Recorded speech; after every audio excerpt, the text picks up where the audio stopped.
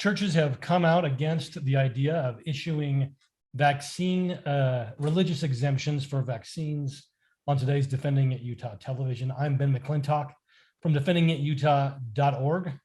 And if you like what we do, we want to make sure that you don't want to miss another program. Make sure you click on that subscribe button, click on that bell so you don't miss future programs. We have a lot of new people watching, and we encourage you to make sure that you watch future episodes by just clicking on that bell and getting that notification. Want to be part of a solution, want to be part of a program to actually do something about these things. We encourage you to go to defendingutah.org and click on the join tab and become a member today. Also, in the link below, we got some great new swag saying, no thanks, I'm not a part of your cult. You can let them know, hey, I don't want your vaccine. Hey, I don't want your mask. Or maybe the other version that says, you know what, just I'm not a part of your cult. So whatever the issue might be that day, some really cool things in our store. So check that out.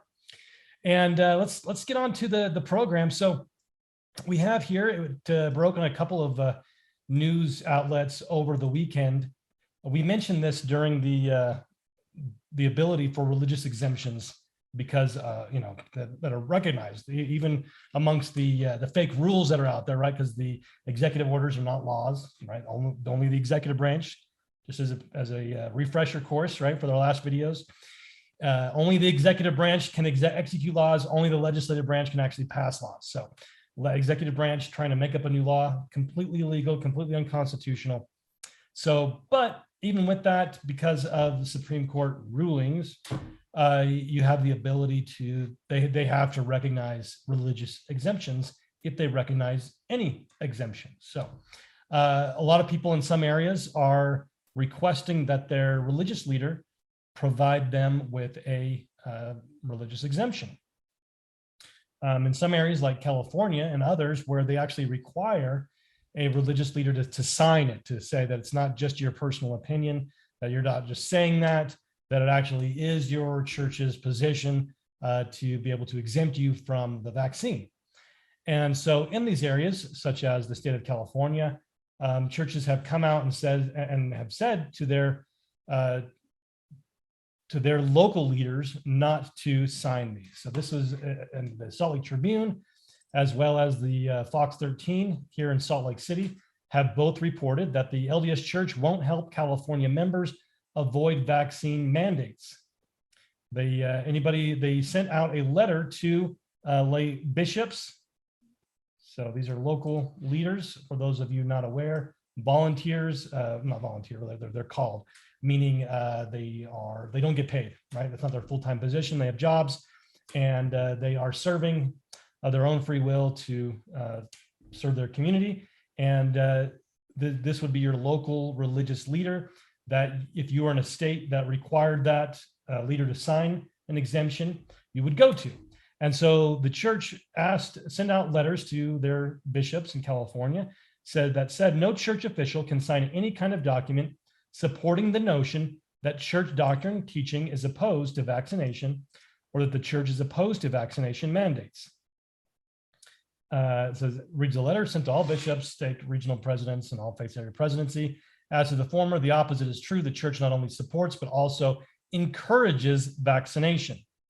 Encourages, not required. But as to the latter, the brethren, I have not taken a position. Okay.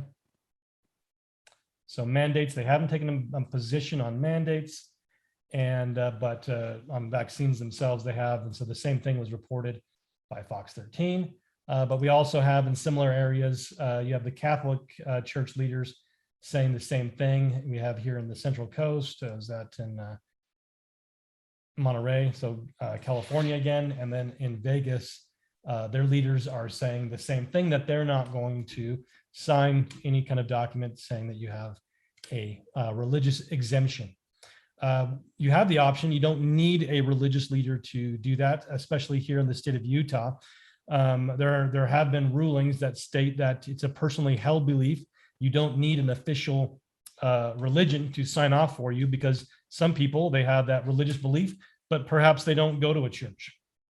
And so you don't need to have a religious leader sign that for you if you don't want to. So that's still available to you. You're going to have to maybe figure out what you want to do about the twice weekly testing. Hopefully your business will be in the mood to nullify and not go along with those. There's no real way to be able to enforce that. As far as we can tell so far, that might change, of course, at any moment. We'll see how that goes. And we'll see what the legislature is doing.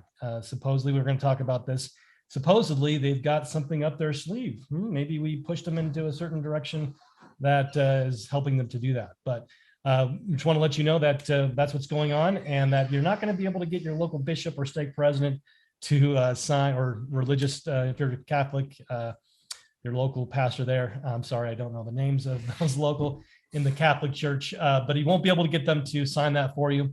So if you like what we do here, don't miss another program, go make sure you click on that subscribe button, click on that bell, become a part of the solution. Go to defendingutah.org and click on that join tab. Until next time.